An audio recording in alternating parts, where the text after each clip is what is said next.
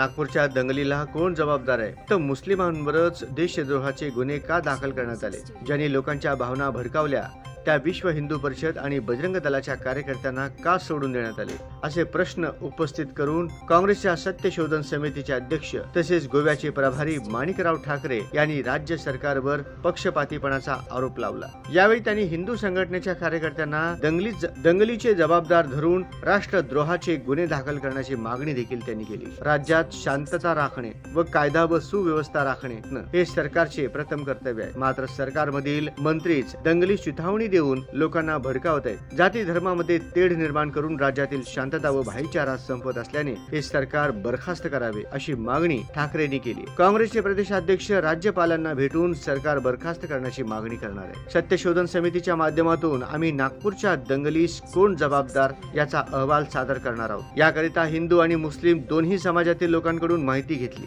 घटनाक्रम जाणून घेतला। कायदा व सुव्यवस्था राखण्याची